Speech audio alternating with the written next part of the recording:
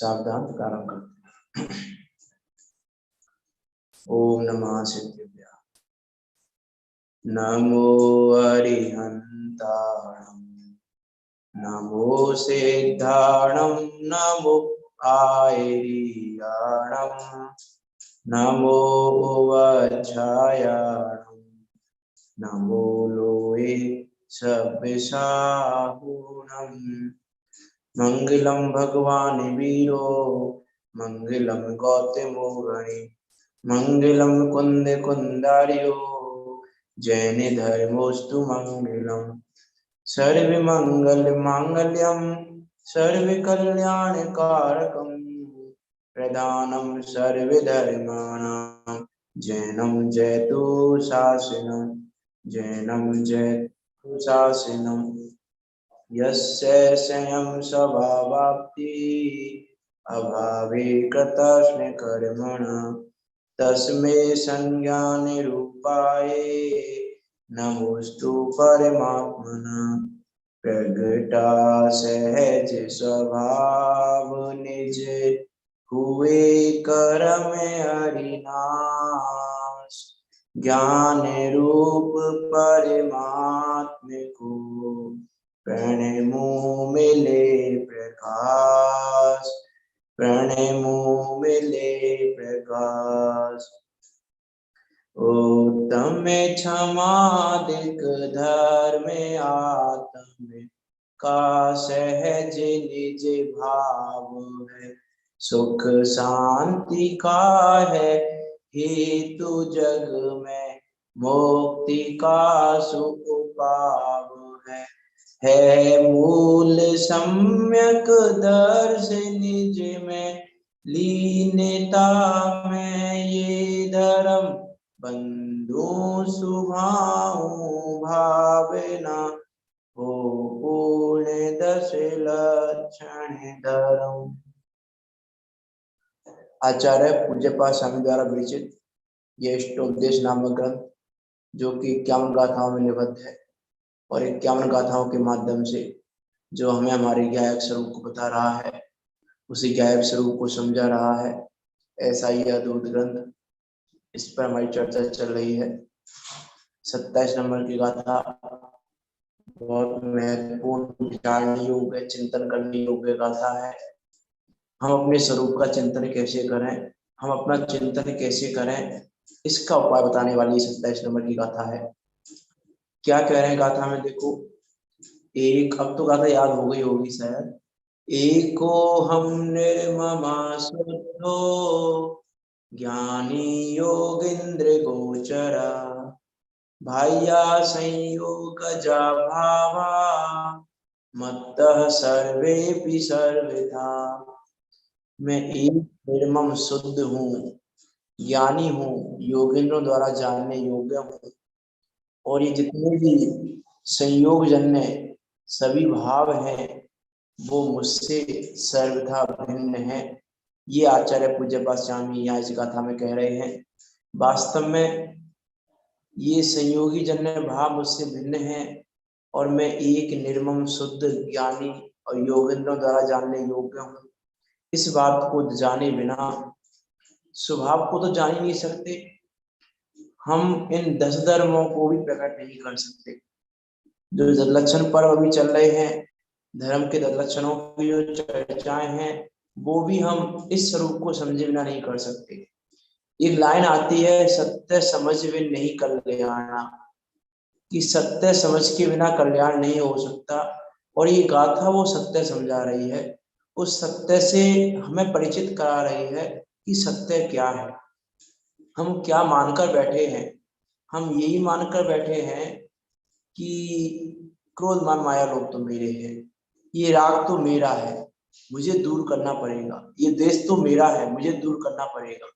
हम ये मान के बैठे हैं, लेकिन ये हमारी सत्य समझ नहीं। यहाँ यही कह रहे हैं आचार्य पूज्यपाद स्वामी कि ये आपकी सत्य समझ नहीं है और सत्य समझ के बिना ना तो क्रोध जाएगा, ना मान जाएगा, ना माया, ना लोभ, ना सत्य प्रकट होगा, ना संयम आएगा, ना तप होगा।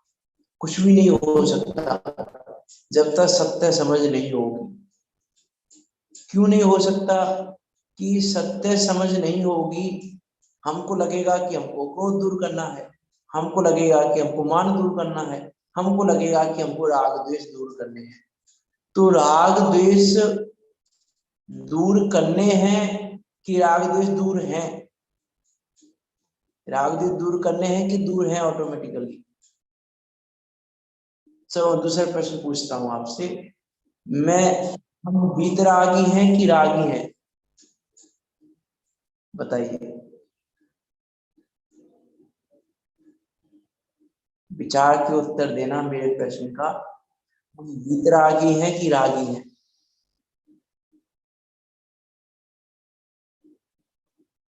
इस गाथा के आधार से उत्तर देना आप मुझे। हम वीतरागी वीतरागी हैं है, कि रागी? वीतरागी। वीतरागी हैं हम। हमारे स्वभाव में भी नहीं है। हाँ देखो, वीतरागी का अर्थ होता है राग का नाम होना, और मेरे स्वभाव में तो राग है ही नहीं, तो स्वभाव से तो वीतरागता है। अंतर क्या है? व्यक्तता नहीं है। अंतर इतना है कि व्यक्तता नहीं है। मुक्ति में व्यक्त है जैसा, यहाँ आप व्यक्त हो वैसा, अंतर इतना है ना। जो ये लाइन आती है ना, अंतर यही ऊपरी जान, बेविराग यहाँ राग बितान, कि यहाँ हम राग बिताने में लगे हुए हैं, लेकिन ये नहीं जानते कि राग बीता हुआ ही है। राग बीता हुआ है ये जानने पर वितरागता सहज ही व्यक्त हो जाती है। ये है सत्य समझ। हम क्या कर रहे हैं? राग को दूर करना चाह रहे हैं। राग को दूर करने के लिए क्या कर रहे हैं कि संयम धारण करते हैं हम राग को दूर करने के लिए, कि हम भोजन के प्रति राग घटाएंगे, हम इंद्रियों के प्रति राग घटाएंगे, हम 6 जीवों की दया पाल कर राग घटाएंगे। ये बहुत प्रकार के राग घटाने के हमने बहुत सारे साधन बनाए हुए हैं, है ना। मैं चर्चा इसलिए कर रहा हूँ, संयम की भी थोड़ी सी कर चर्चा नहीं हुई, तो फिर मैं तब की बात भी करूंगा एक गाथा के आधार से। देखो क्या कह रहे हैं कि हमको क्या लग रहा है कि हम भोजन नहीं करके थोड़ा राग कम कर लेंगे, लेकिन यहाँ कह रहे हैं कि राग है ही नहीं ना, तो राग कम करने की बात ही नहीं है कि राग कम करना है। राग नहीं है ये जानना मात्र है। हम ये नहीं जानते कि राग नहीं है, कि राग मुझसे भिन्न है। अच्छा, जो ये राग प्रकट हो रहा है मेरी पर्याय में, है ना, चारित्र गुण की पर्याय में हो रहा है राग, तो प्रदेश भिन्नता है कि नहीं? बताइए।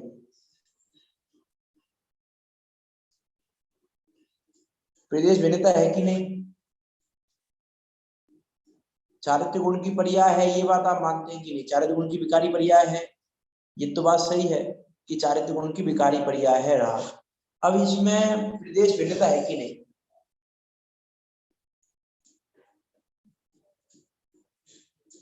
बताइए। गुण भिन्नता है, प्रदेश भिन्नता नहीं है। हाँ, गुणों में तो भिन्नता है, सारे तो गुणों में है ना, राम जिसके परिणाम, तो हाँ, गुण भिन्नता तो है, लेकिन प्रदेश भिन्नता नहीं है। प्रदेश भिन्नता नहीं है। आचार्य अमृतचंद देव तो ये कहते हैं कलश 126 में, उन्होंने तो वहां ऐसा लिखा, चे द्रुप्यम जर रूपताम ज्ञान से रागस्य चे।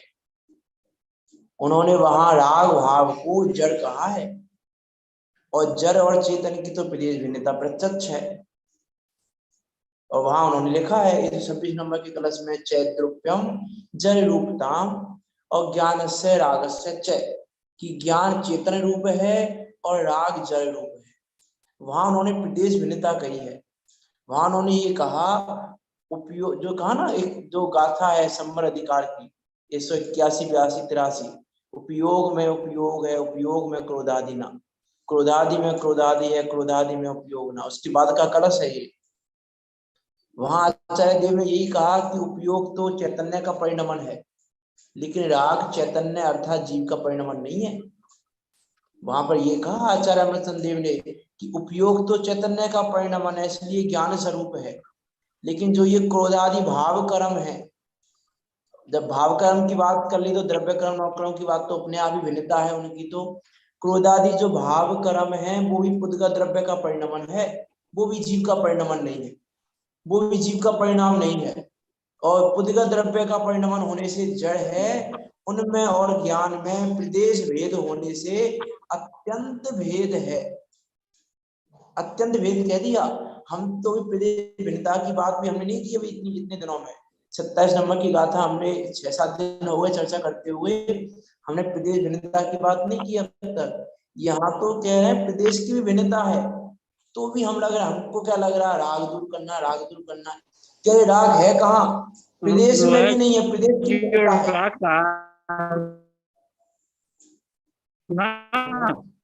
वहाँ जो अरे वहाँ आपकी आवाज कट रही है, आप मैसेज भेजते हैं टाइप करके, या तो आपकी आवाज कटती है। अभी सही आ रही थी पहले तो, अभी लेकिन कट के आ रही है आपकी आवाज।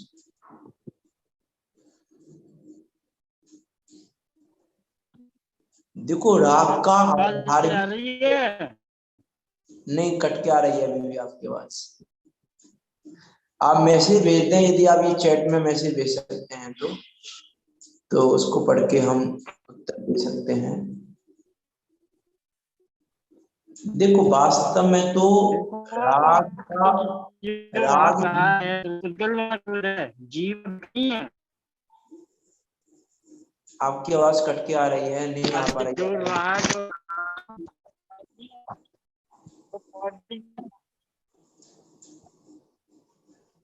आप टाइप करके भेज दें या तो। हाँ, आवाज नहीं आ रही है आपकी बिल्कुल भी। उसमें आप अपनी कहो। हाँ देखो, आप मैसेज भेज दें यदि आपको ऐसा कुछ लगे तो, आपकी आवाज कट के आ रही है। देखो वहां तो ऐसा भी लिखा आचार्य मर्दन देव ने उसमें कि क्रोध में अर्थात राग देश में और उपयोग में आधार आदि संबंध भी नहीं है, अर्थात राग का आधार ये जीव है नहीं। और हम व्यर्थ में ही हम कहाँ, हमारा पुरुषार्थ कहाँ चल रहा है? संयम प्रकट करने के लिए हमारा पुरुषार्थ कहाँ चल रहा है? हमारा पुरुषार्थ चल रहा है जो हमसे भिन्न है, उसमें जो हमसे भिन्न है उसको दूर करने में, उसको कम करने में, उसको घटाने में हमारा पुरुषार्थ चल रहा है। कि भोजन कम करने से राग नहीं घटता, ये भोजन करना मेरा काम नहीं है और मैं इससे सर्वथा भिन्न हूं, ये जानने से राग घटता है। ये जानने से राग घटता है, राग इससे नहीं घटता है। देखो आचार्य अमृतचंद देव ने ये जो प्रवचन सार जी की जो तात्पर्यवती टीका है, प्रवचन सार जी तात्पर्यवती टीका में एक परिभाषा आई है, समस्त रागादि पर भावे इच्छा त्यागेन छह स्वरूपे प्रतपनम विजयनम तपः। ये वहां पर आचार्य जयसेन ने वहां पे लिखा कि समस्त रागादि पर भावों की इच्छा के त्याग द्वारा स्वयं स्वरूप में प्रतपन करना, विजयन करना, उसका नाम तप है। अब ये तप कैसे होगा? रागादि परभावों की इच्छा का त्याग कैसे होगा? इच्छा निरोध से तपा होता है ना, इच्छा के निरोध को तप कहा है धवला जी में। धवला जी में क्या कहा कि इच्छा के निरोध का नाम तप है। तो ये इच्छा का निरोध होगा कब? ये रागादि परभावों की इच्छा दूर कब होगी? ये भोजन की इच्छा में दोनों की बात कर रहा हूँ कि संयम भी कैसे प्रकट होगा, तब भी कैसे प्रकट होगा, मैं दोनों की साथ में बात कर रहा हूँ। ये इच्छा का निरोध कब होगा, कैसे होगा इच्छा का निरोध? राग आदि पर भावों की इच्छा का त्याग कब होगा? जब स्वयं स्वरूप में प्रतपन होगा, अर्थात जब ये जीव ये जानेगा कि राग आदि पर भाव तो मुझसे भिन्न है, तो इच्छा का त्याग तो अपने आप हो जाएगा, फिर इच्छा का त्याग करना नहीं पड़ेगा। देखो इच्छा का त्याग किया भी नहीं जाता, इच्छा का त्याग होता है कि इच्छा का त्याग किया जाता है? क्या होता है? इच्छा का त्याग किया जाता है कि इच्छा का त्याग होता है?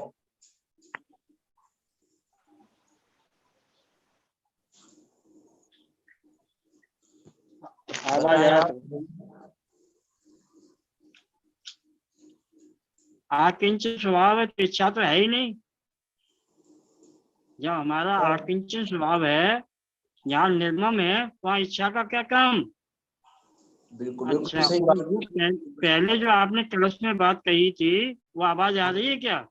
हाँ अभी सही आ उसमें रही है ये आपकी बात। पौद्गलिक राग की बात है, पौद्गलिक क्रोध आदि की है, जीव के राग आदि की बात नहीं है। वो तो समूचा का समूचा जड़ है। नहीं उसकी देखो, बात, भाव कर्म तो जीव का है। जीव का भाव कर्म नहीं, वहाँ उद्गल का जो कर्म का उदय है वो भाव कर्म है। अच्छा। जो उद्गल का कर्म का उदय है उसका नाम भाव कर्म है। हम्म। ठीक है। और यहाँ पर जो आप हम्म। कह रहे हैं इच्छा वाली बात, इच्छा तो आकिंचन स्वभाव है हमारा, तो वहां ममत्व है ही नहीं है, तो फिर इच्छा कहाँ से होगी। ज्ञान स्वभाव में इच्छा है ही नहीं है। तो इच्छा का निरोध करना पड़ेगा कि होगा। इच्छा है ही नहीं है फिर क्या होगी। हाँ देखो, इच्छा है ही नहीं, ये जानने पर इच्छा उत्पन्न ही नहीं होती। नहीं होगी उत्पन्न। इच्छा मुझसे भिन्न है, इच्छा है ही नहीं जिस स्वभाव में, उस स्वभाव को जानने पर इच्छा उत्पन्न नहीं होती। तो ऑटोमेटिकली संयम भी हो जाता है और ऑटोमेटिकली तप भी हो जाता है। क्या जानने पर, मैं एक निर्मम शुद्ध ज्ञानी संयोगी जन्य समस्त भावों से भिन्न हूं, ये जानने पर इच्छा का निरोध ऑटोमेटिकली हो जाता है। ये जानने पर तप अपने आप हो जाता है, संयम अपने आप हो जाता है। जैसे बहुत सारे उदाहरण दिए जा सकते हैं। जैसे मान लो, एग्जाम्पल दिया था मैंने पिछली बार उत्तम तप की चर्चा में, नहीं उत्तम संयम की चर्चा में दिया था कि एक व्यक्ति ट्रेन में जा रहा है। ठीक है, ट्रेन में जा रहा है एक व्यक्ति, उसके घर वालों ने, माता पिता ने बोला भी कि बेटा बाहर का नहीं खाना चाहिए, बाहर का नहीं खाना, कहीं पर खाना नहीं, बाहर का खाना पीना नहीं। तो भी वो बाहर हर स्टेशन पर रुकता है, उतरता है, खाता है, पीता है, ट्रेन में भी सो गया, कुछ भी कर लिया, सब कुछ कर रहा है, मैं पूरा असंयमित होकर जा रहा है। लेकिन जब वही लड़का अगली बार 100 करोड़ के हीरे लेके जा रहा हो, तो 100 करोड़ के हीरे लेते जाते समय अब माता पिता ने कुछ भी नहीं कहा उससे कि खाना कि मत खाना, लेकिन अब वो 100 करोड़ रुपए के हीरे लेके जा रहा है। तो अब क्या वो हर स्टेशन पर उतरेगा, क्या वो कुछ नहीं भी खाएगा, क्या वो कुछ भी पिएगा, क्या वो कहीं भी सो जाएगा, कैसे भी सो जाएगा ट्रेन में, क्या करेगा वो। नहीं सोएगा। नहीं सोएगा, नहीं खाएगा। कोई फ्री में दे रहा हो तो खाएगा कि नहीं खाएगा, पैसे से भी नहीं खाएगा, फ्री में भी नहीं खाएगा, किसी से बात भी नहीं करेगा, ज्यादा कुछ भी नहीं करेगा। तो अब इसको ये संयम इसको करना पड़ा कि हो गया। हो गया। हाँ, संयम करना नहीं पड़ता, संयम हो गया। किसके बल पे हुआ वो संयम, उन 100 करोड़ के हीरे के दम पर। कि 100 करोड़ के हीरे दिख रहे थे, इसीलिए उसको संयम ऑटोमेटिकली आ गया। वैसे ही जिस जीव को ये एक शुद्ध स्वभाव दिखाई दे, तो जिसको ये शुद्ध स्वभाव दिखाई देगा, वो कैसे इच्छाएं करेगा, कैसे इंद्रियों के विषयों को भोगेगा, कैसे क्या करेगा। मैं ऑटोमेटिकली शुद्ध स्वभाव को जानने पर, उस निर्मम स्वभाव को जानने पर, उन पर भावों से भिन्न स्वभाव को जानने पर संयम अपने आप हो जाता है और तप भी अपने आप हो जाता है। इसका नाम है इच्छा निरोधकता तपा। इससे इच्छा का निरोध होता है। इसकी ये बल है। बल किसका इच्छाएं है, उत्पन्न नहीं। क्या कह रहे हैं आप। का निर्मम स्वभाव का बल है, इच्छा नहीं होगी। हाँ, कि निर्मम स्वभाव के बल से इच्छा उत्पन्न ही नहीं होती। और हमको क्या लगता है, हम इच्छा का निरोध करने के लिए क्या करते हैं,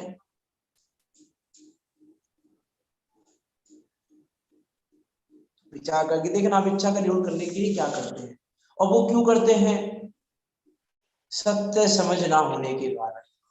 इसलिए कहा ना स्टार्टिंग में, सत्य समझ बिन नहीं कल्याणा, कि जब तक सत्य समझ नहीं होगी तब तक कल्याण हो नहीं सकता। और सत्य समझ कब होगी, सत्य स्वरूप को जानने पर। उस उत्पाद भी है द्रव्य आत्मा वस्तु को जानने पर। उसी को सत्य कहा ना आचार्य देव ने तत्व सूत्र में, उत्पाद भी द्रव्य युक्तम सतः। तो सत्य स्वभाव को जानने पर सत्य स्वभाव की जानकारी होगी, और सत्य स्वभाव की जानकारी होने पर ही, उस सत्य समझ होने पर ही, जानकारी होने पर नहीं, सत्य समझ होने पर, समझ और जानकारी में अंतर है। समझ में और जानकारी में अंतर है। देखो क्या अंतर है, यदि हम बात कर रहे हैं, बात आई है तो मैं आपसे पूछूं यदि कि अजैन में, मिथ्या दृष्टि जैन में और सम्य दृष्टि में क्या अंतर है?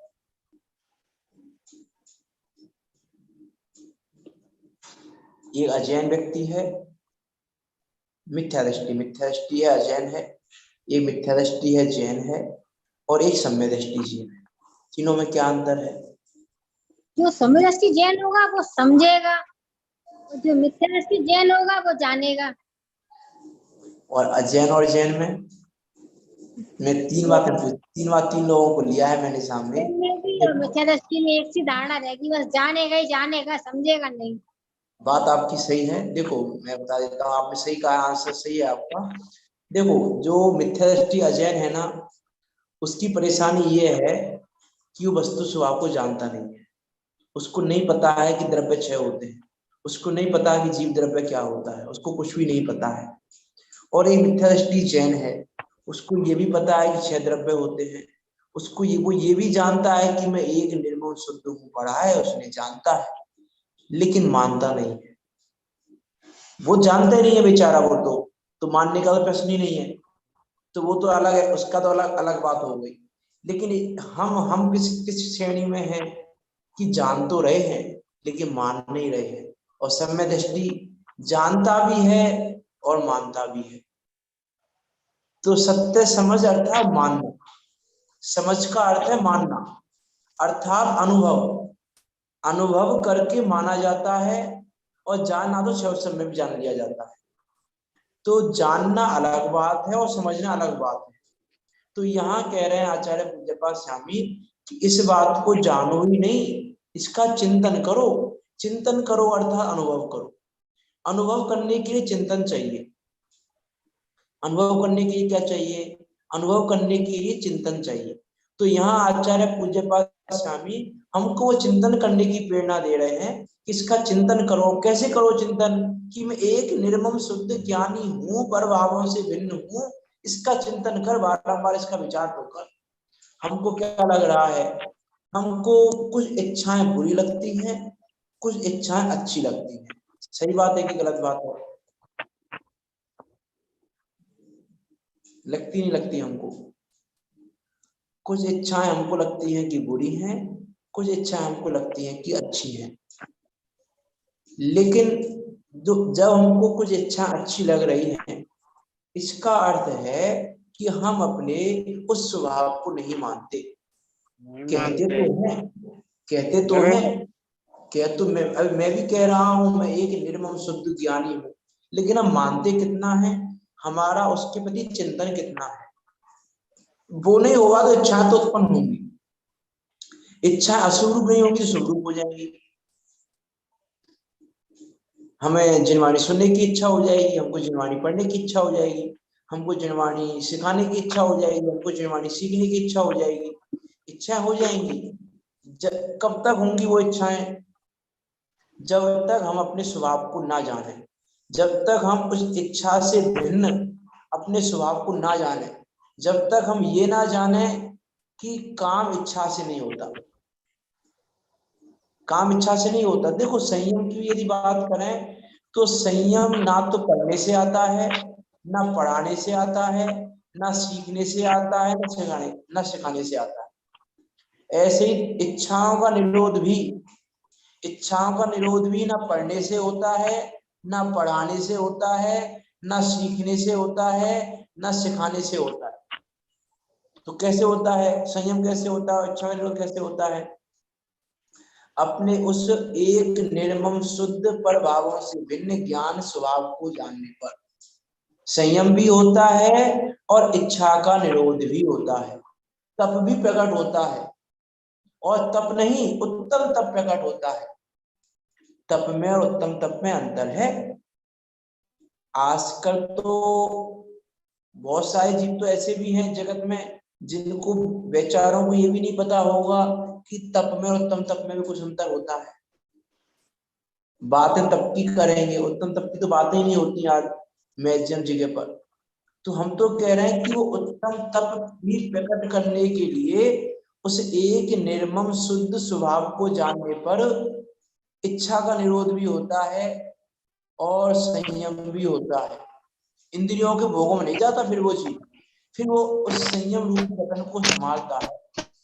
अभी तो हम बोलते हैं पूजन में कि संयम रतन समार विषय चोर बहु फिरत है।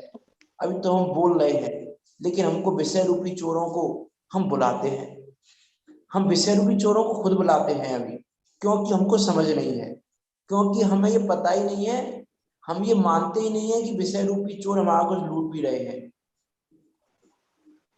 हम कह देते हैं संयम रतन समार विषय चोर बहु फिरत है। उस संयम रूपी रतन को कौन संभालेगा?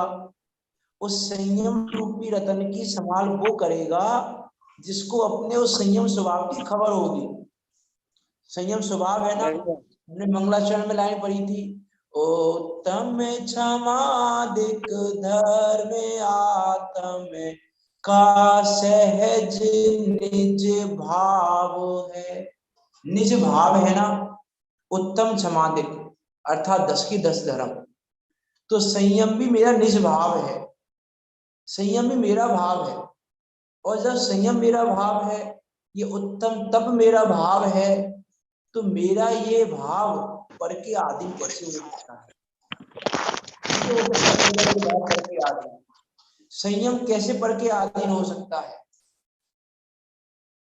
हमने संयम लो, तप लो, सारे धर्मों को हमने पर के आधीन किया हुआ है। किसी भी धर्म को उठा के बात कर रहे हैं, सारे धर्मों में जब भी बात होती है पर की बात होती है, पर को छोड़ने की बात होती है, पर का राग छोड़ने की बात होती है, पर के प्रति इच्छा छोड़ने की बात होती है, बातें इनकी होती है। तो मेरी कहना तो ये है कि एक निर्मम स्वभाव में, उस निर्मम स्वभाव में पर आया कहां से? जब उस निर्मम स्वभाव में पर आया नहीं, तो मेरा स्वभाव पर के अधीन हुआ कैसे? और जब मेरा स्वभाव पर के अधीन नहीं हुआ, तो उत्तम तप पर के अधीन कैसे होगा? उपवास करने से तप होता है कि नहीं होता है?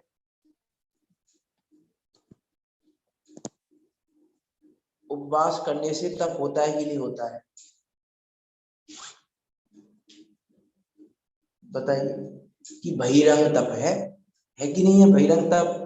अब महोदय भोजन के तो चार हैं, भोजन के तो चार तप हैं। मैं चर्चा नहीं कर रहा हूँ, पिछली बार चर्चा की थी हमने 12 तपों की। इच्छाओं का निरोध किस प्रकार बढ़ता हुआ है, उस ऑर्डर में बात की थी हमने पिछली बार। अभी हम उसकी बात नहीं कर रहे। एक आसन से तप होता है कि नहीं होता है? उपवास से तप होता है कि नहीं होता है? अब महोदय से तप होता है कि नहीं होता है? उन्होदर कह लो भाई सर, तप होता है कि नहीं होता है? बताइए।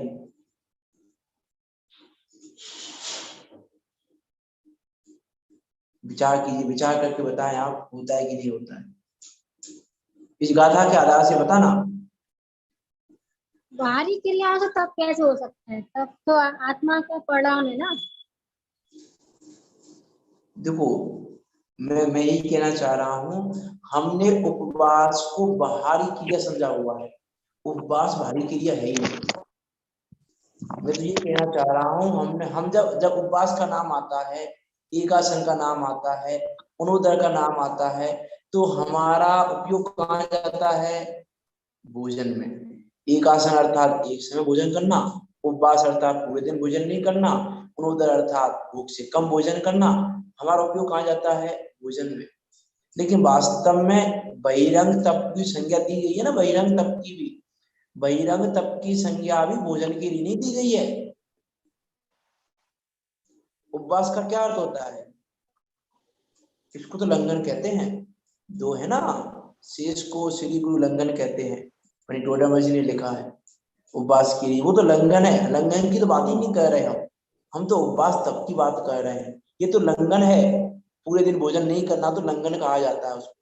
हम उपवास की बात कर रहे हैं। उपवास तब कैसे होगा, मेरा प्रश्न ये है, इस गाथा के आधार से आप बताएं, उपवास तब कैसे होगा? तब तो होता है उपवास, उपवास को तब तो कहा है, श्रावक को उपवास तब होता है। इस गाथा के आधार से आप विचार करके बताएं, उपवास तब कब होगा?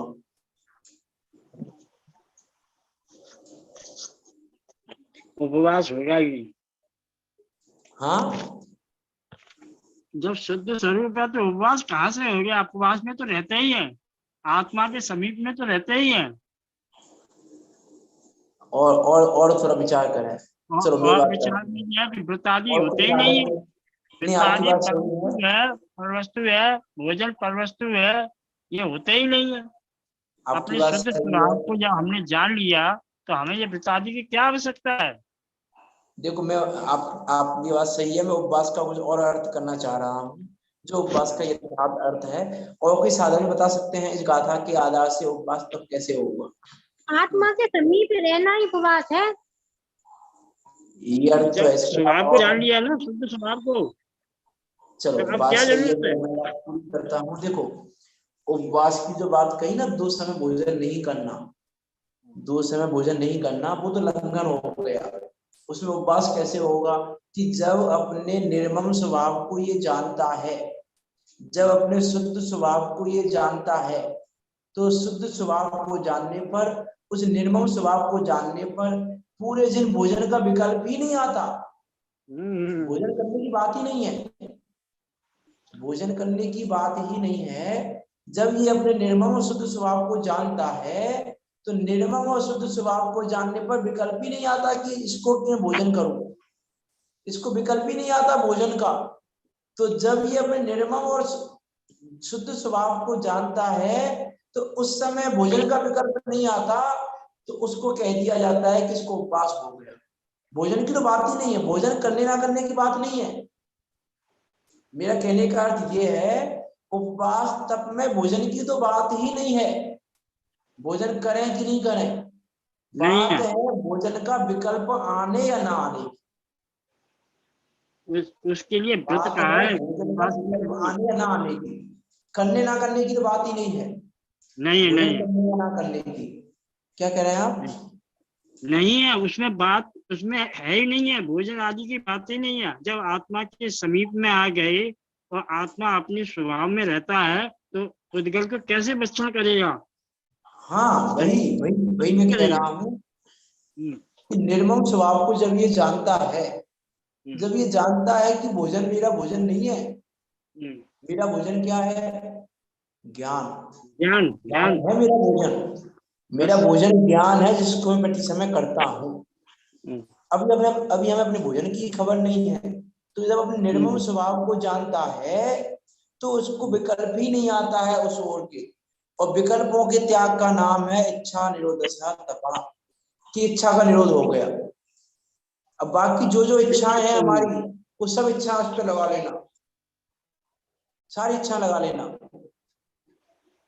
देखने का विकल्प नहीं आता, सुनने का विकल्प नहीं आता, कुछ टेस्ट करने का विकल्प नहीं आता, कुछ सूंघने का विकल्प नहीं आता, कुछ स्पर्श करने का विकल्प नहीं आता।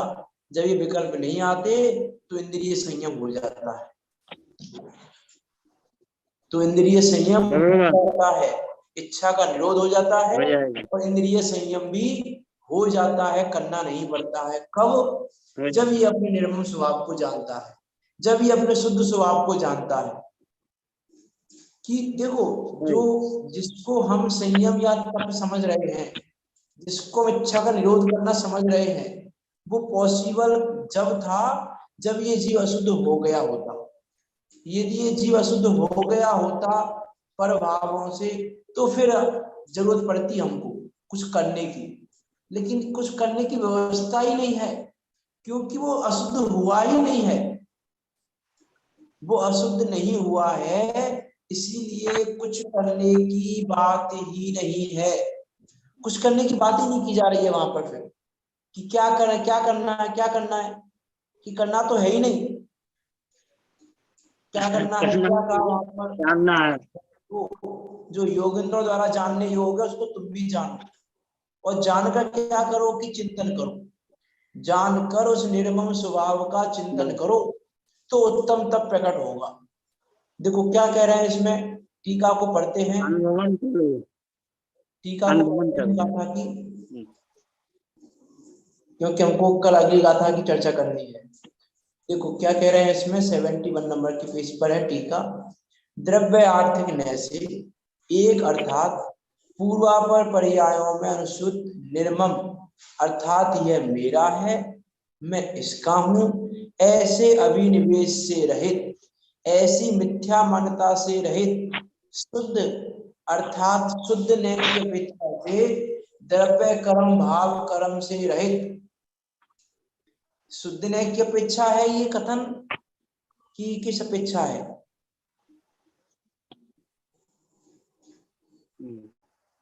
शुद्ध नहीं की अपेक्षा है। तो मैं शुद्ध ने की अपेक्षा शुद्ध हूं कि किस अपेक्षा शुद्ध हूं मैं?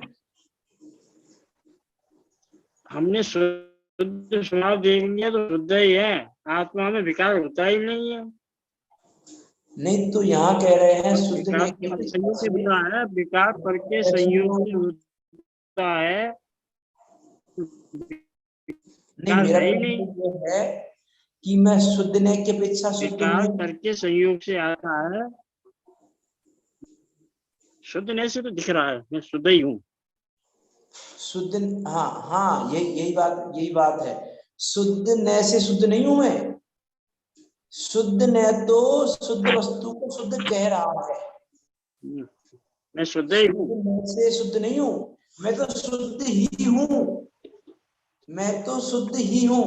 लेकिन अब कहें किससे, तो कहने के लिए शुद्ध न है। मेरे उस शुद्ध स्वरूप को कहने के लिए शुद्ध न है। यह मत समझना कि शुद्ध न की अपेक्षा से कह रहे हैं कि शुद्ध न की अपेक्षा से शुद्ध हूं। कल मैंने पिछली क्लास में बात की थी मैंने कि निरूपण दो प्रकार से है। उस शुद्ध वस्तु का निरूपण दो प्रकार से है। एक निरूपण शुद्ध कहता है, एक निरूपण अशुद्ध कहता है, लेकिन वस्तु स्वरूप तो शुद्ध ही है। तो वो यहां समझना, शुद्ध अर्थात शुद्ध न की अपेक्षा से द्रव्य कर्म भाव कर्म से रहित, ज्ञानी अर्थात स्वपर प्रकाशक स्वभाव वाला, और योगिंद्र गोचर अर्थात केवलियों को अनंत पर्यायों की विशिष्टता सहित जानने योग्य, तथा शुद्ध केवलियों को शुद्ध उपयोग बने के कारण संवेदन योग्य मैं आत्मा हूं। मैं कौन हूं? मैं आत्मा हूं। कैसी आत्मा हूं? एक हूं, निर्मम हूं, शुद्ध हूं, ज्ञानी हूं और योगिंद्र गोचर हूं, योगिंद्रों के द्वारा जानने योग्य हूं। अब योगिंद्रों के द्वारा जानने योग्य हूं, इसमें भी उन्होंने दो बातें कह दी। एक तो उन्होंने केवलियों को लिया, एक शुद्ध केवलियों को लिया। तो शुद्ध केवलियों के लिए क्या कहा कि संवेदन योग्य में आत्मा हूं। तो संवेदन योग्य हमारे है कि नहीं, कि स्वयं संवेदन में आ रहा है। स्वयं संवेदन में आ तो रहा है, लेकिन ये जीव मान नहीं रहा है, ये जीव जान नहीं रहा है। अंतर इतना है। देखो यदि ये आत्मा एक समय के लिए भी अनुभव में नहीं आई, यदि एक समय मात्र के लिए भी, तो ये आत्मा जड़ हो जाएगी। मैं ऐसा एक समय खाली नहीं है कोई भी कि जिस समय ये आत्मा मेरे अनुभव में नहीं आ रही हो। अरे आवार गोपाल सभी को सुलभ है, सभी को अनुभव में आ रही है ना, और प्रति समय अनुभव में आ रही है। अंतर क्या है? अंतर क्या है कि जान नहीं रहे हैं। स्वीकार नहीं है। हाँ, स्वयं संवेदन की गाथा ऊपर आ चुकी है पहले ही। हम वहां स्वयं संवेदन की चर्चा कर चुके हैं, जहां पर चर्चा आई थी, चर्चा की थी स्वयं संवेदन की, कि स्वयं संवेदन से प्रत्यक्ष है, स्वयं संवेदन से जानने में आ रही है। इस समय भी स्वयं संवेदन से जानने में आ रही है। और कैसी आत्मा जानने में आ रही है? अभी स्व संवेदन से कैसी आत्मा जानने में आ रही है? शुद्ध निर्मम। हाँ, स्व संवेदन से इस काल में भी, अभी भी, बोलते समय भी, सुनते समय भी, इस समय भी मैं एक निर्मम शुद्ध ज्ञानी पर भावों से भिन्न आत्मा हूँ। ऐसी आत्मा अभी इस समय भी अनुभव में आ रही है। संयोग से अर्थात द्रव्य कर्म के संबंध से तो देहादिक भावों के साथ, मेरे देहादिक भावों का मेरे साथ संबंध प्राप्त हुआ है। वह सब मुझसे सर्वथा द्रव्य आदि प्रकार से द्रव्य क्षेत्र काल भाव से बाह्य अर्थात भिन्न है। सर्वथा भिन्न है, हर जगह भिन्न है, हर क्षेत्र में भिन्न है, हर काल में भिन्न है, हर भाव में भिन्न है। मैं प्रत्येक समय के परिणाम में भिन्न है। एक समय का परिणाम भी ऐसा नहीं है कि जिस समय ये राग आदि मुझ में हो जाते हैं। एक समय का परिणाम भी ऐसा नहीं है कि राग आदि मुझ में आ जाते हैं, इच्छा मुझ में आ जाती हो, पर पदार्थ मुझ में आ जाते हो, कि कुछ भी मुझ में नहीं आता। उस पर भाव से भिन्न उस निर्मल शुद्ध आत्मा को जानने पर, सही जानने पर ही उत्तम सत्य प्रकट होता है। यही जानने पर उत्तम संयम प्रकट होता है, और यही जानने पर उत्तम तप प्रकट होता है, और सहज प्रकट होता है। सहज प्रकट होता है। ये सहज शब्द की चर्चा कहाँ की है हमने? कोई बता पाएंगे आप में से? कहाँ पे की है? हाँ, अमृतचंद देव के जो कलश लिखे हैं ना, उसमें आएंगे। हाँ, पंडित राजमल जी ने जो टीका की है, उसमें सहज शब्द दिया है। आत्मा नहीं, सहज है, इसके लिए पुरुषार्थ नहीं करना है। नहीं, इस ग्रंथ में कहीं आई है क्या चर्चा? ये ग्रंथ ही नहीं मेरे पास, हम आप बता रहे हैं, सुनते जा रहे हैं। आपने सुना होगा किसी दिन? ये ग्रंथ मेरे पास नहीं है। नहीं, आपने सुना हो किसी दिन? हमने तो उसी में सुना है, पांडे राजमल जी के कलश में सुना है। हम डेली मंगलाचरण करते हैं इस ग्रंथ का। हाँ, प्रगटा सहज स्वभाव निज हुए परम अरिनाश, ज्ञान रूप परमात्म को प्रणमु मिले प्रकाश। उस सहज के लिए उसमें गाथा में आया स्वयं शब्द, यस्य स्वयं स्वभाव आपकी आया है ना ये शब्द, कि सहज से ही प्राप्त होता है, सहज प्राप्त होता है और स्वयं से प्राप्त होता है। उसमें पर भावों की, पर द्रव्यों की किंचित मात्र भी आवश्यकता नहीं है, क्योंकि मैं तो निर्मम स्वभावी हूँ, आकिंचन स्वभावी हूँ, मेरा उसमें कुछ है ही नहीं। इसलिए पर भावों की और पर द्रव्यों की इच्छा स्वयं समाप्त हो जाती है, और सत्य समझ भी स्वयं हो जाती है। इसलिए हम उस स्वभाव का अनुभव करें, उस स्वभाव का अनुभव करके ही हम उत्तम क्षमा, मार्जव, आर्जव, शौच, सत्य, संयम और तब तक की बात हो गई ना। त्याग अभी 3 रह गए, उनकी चर्चा तो करेंगे आगे।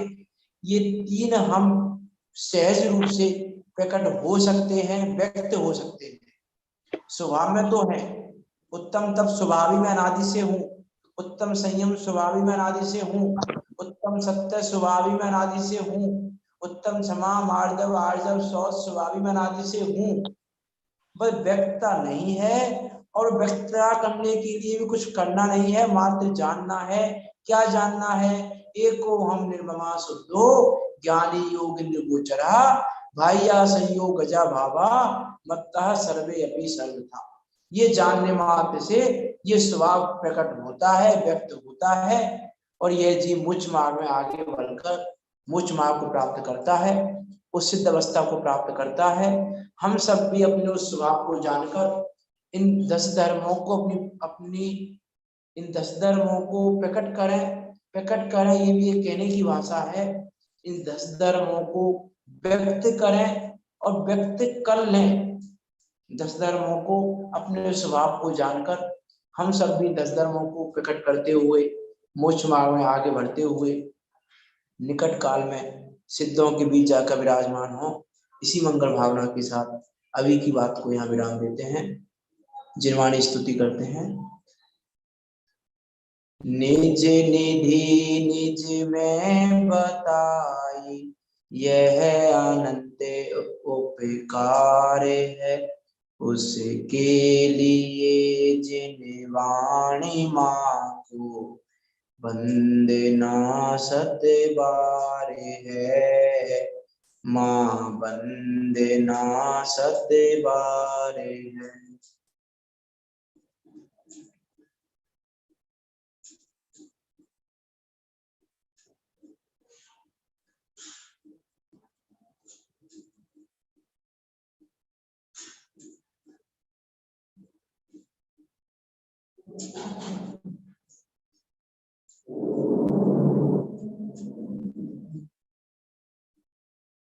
वृद्धाश्रम में जिनवाणी माता की जय, महान जैन धर्म की, उत्तम तप धर्म की।